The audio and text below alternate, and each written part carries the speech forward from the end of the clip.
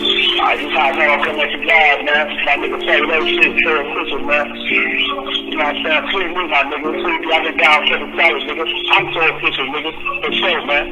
Free Roddy, nigga. Eddie got another one. Yo, welcome to another episode of Outside Looking Inside with your guy, Fatty. You already know me. Hey, you ain't hit that subscribe button yet, man. You tripping.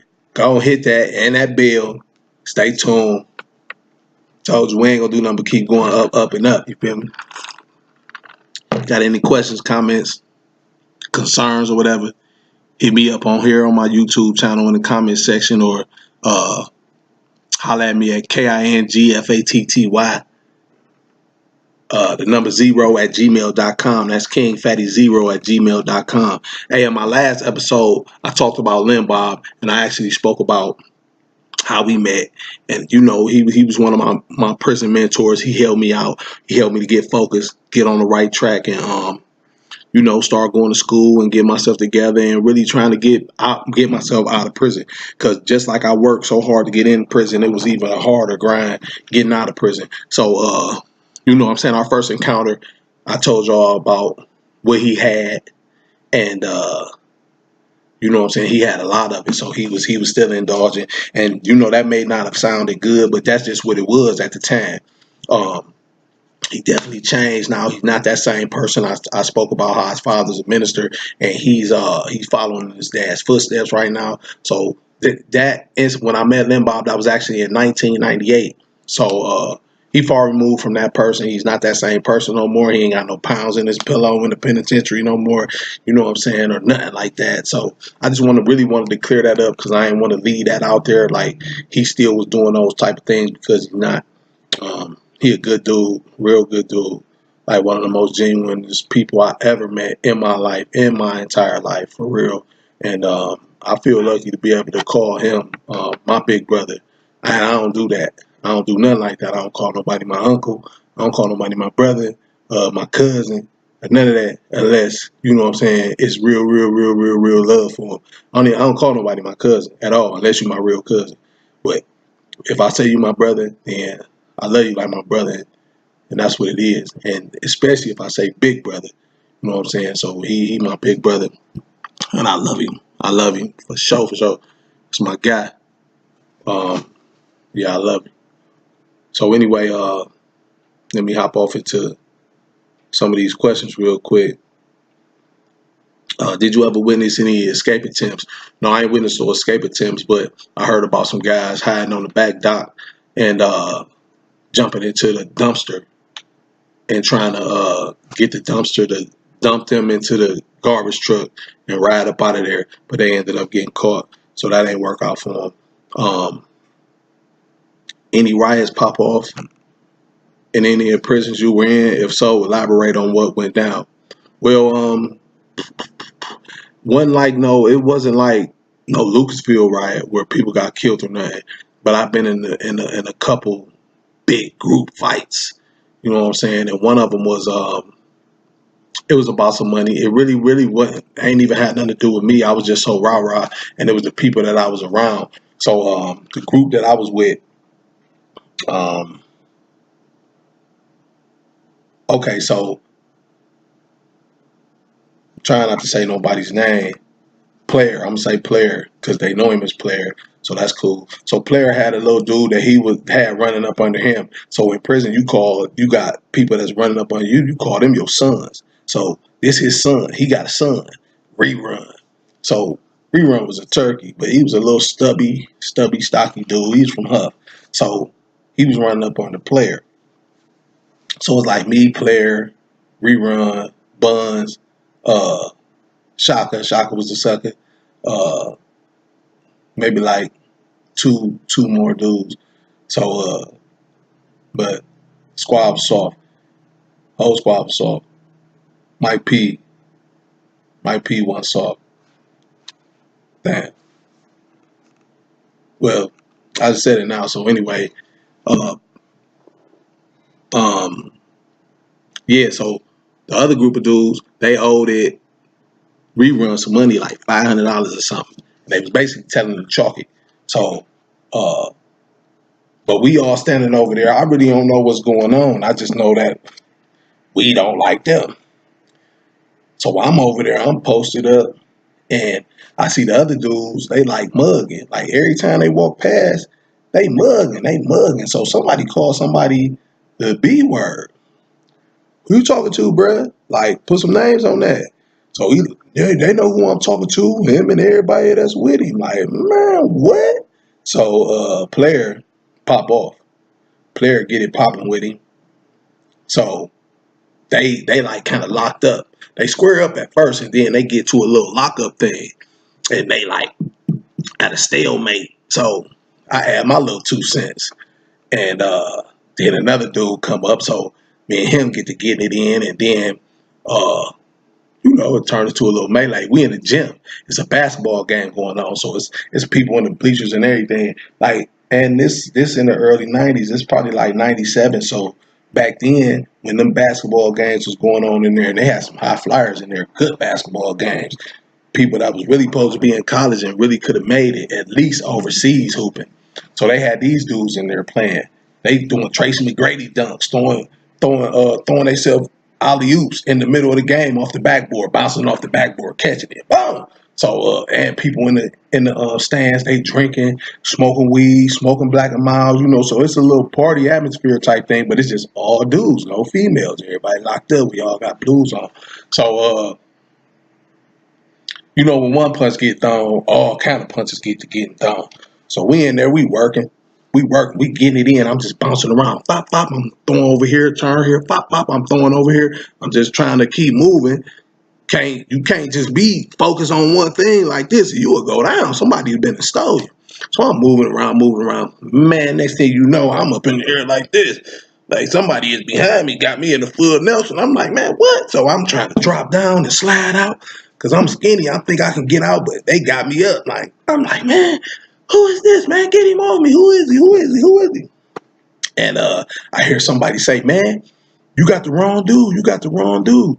Let him go, Polo. Let him go, Polo. So he like, oh.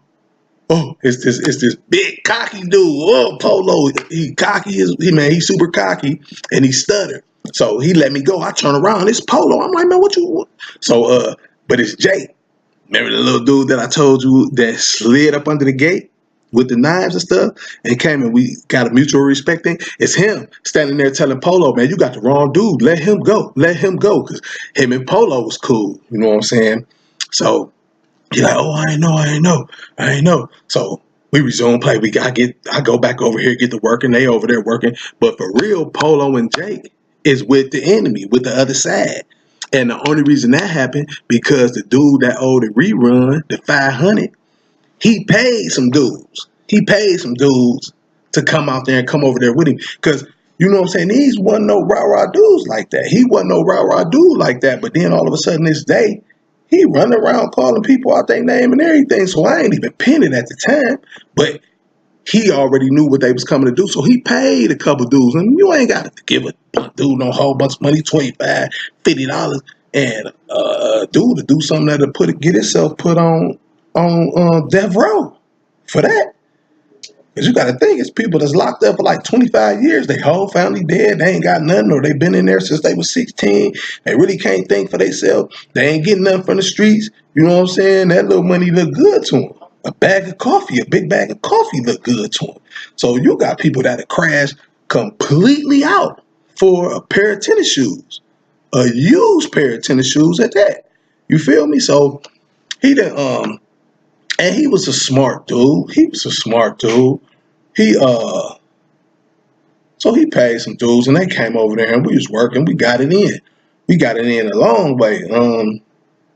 And I got away. That day I got away. But somebody told on me and they ended up coming to get me at maybe like 4 o'clock in the morning out my cell, packed me up, took me to the hole. They asked me questions, but by the time they get me, they know the whole story. So they talking to me and asking me, and I'm like, man, I don't know. I wasn't fighting. I wasn't doing nothing. I don't know. You know how it go. And they like, you lying. If you keep lying, we're going to give you an LC. And man, I don't know. So I ended up doing the little baby LC. I didn't do the whole 6 months. I did maybe 40 some days, but I did 40 days so many times. But not for that. But yeah, I ended up going down for that. Um, so that was the time. The time I told you about my first day, that was a little something miniature where it was a whole bunch of people throwing punch. But it was a few times where that happened. But that right there was like the most memorable because it was funny how Polo snatched me up. Polo snatched me up like that, and I'm just like in the middle of the melee like this. Everybody, people all around me punching and fighting, and ain't nobody hit me. I'm just up and open. I could have got did, man. I could have got it done to me, and after that, I wanted to fight Polo, but they squashed it. He was big. He was big. They squashed it. They didn't want us to fight. I really didn't want to fight him. I really wanted to hit him in his head with something. But everybody liked the Polo. He was like can't get right type of dude off life. You feel me? He was like that. He really was like that. And but he could sing. Boy could sing. He was cold on the singing side. He's still cold on the singing side. But I had heard some stuff about him. But can't confirm it, so I ain't gonna say it. Yeah, that's about for the riot. Then it said, ever witnessed any successful suicide attempts? No, I ain't witnessed no successful. Oh, okay. This story real fast. This around the time when my oldest brother Ronnie R.I.P. got killed. This maybe was like 2 days after I found out he was dead. The white guy who sailed next to me, he did tattoos, so I paid him to do a tattoo, and he tattooed my brother's name real big all the way across my stomach. Like how this Cleveland is, I got my brother's name Ronnie all the way across my stomach. So anyway, I pay him. We go in the cell. He shoots a tattoo on my stomach. Nice, neat. Everything is cold. I still got it on there. I added some more stuff to it too. It was cold. I'm gonna keep adding too. I'm gonna go to Vegas and get something real good on you know what I'm saying. No more penitentiary chats for me. You feel me? But yeah. So boom, I pay him. He used some of the stuff that I paid him to do my tat to pay somebody for a 3-way phone call. So on his call, he called his girl. Now I don't know if another dude answered or if she told him like she don't want to be with him no more or something like that happened. One of them, something like that happened. So anyway, when that happened, he go in his cell that night, and him and his bunk with the rest of the money. Well, I don't know if it was with the rest of the money or whatever, or if they already had it, but him and his bunkie OD on pills. They take a whole bunch of pills and get in the bed and cover up like they sleep. So the next morning, when they don't show up to work, they work. They job call them. The chow hall call to the pod like, hey, such and such them ain't at work. Get them and send them over here because people always skipping out of work and everything. So it wasn't really nothing major. And I slept right next door to him. I'm hearing boom, boom, boom, boom, boom on the door. So it wake me up and I go and look like, who the hell bamming on the door like that? And I go look and it's a CO bamming on the door trying to get their attention, but they in there ain't moving. So the CO go to the desk, he get on the phone. When the CO go to the desk, I come out and look up in there and I see him laying in the bed with their covers on like they sleep. Come to find out, man, these dudes then took all these pills and the one who did my tattoo died. The other bunkie, they brought him back to life. You know what I'm saying? So I seen the dead one get rolled out with the sheet on him, and the other one come out, you know what I'm saying, oxygen mask, whatever. But the one who did my tattoo died, and the other one lived. They put him in the hole. They put him in the hole, and I want to say they tried to charge him with something. I don't know if they did or if they didn't, but I know they tried. So yeah, that's what I witnessed, man. Outside looking inside, you feel me? Hey, I can't make this up. All these is facts. Everything 1000. We gonna keep it funky fresh, you feel me? Hit me up, KINGFATTY, the number 0 at gmail.com, KingFatty0 at gmail.com. And if you ain't hit that subscribe button, yeah, you tripping. You gonna miss out because we just gonna keep going up, up, and up. Hop in on the ground floor, baby. Feel me? Tell a friend. 1000. I'm so official. I do what I want because I know that I can. I'm so official. I done paid my dues, so homie, I'm a man.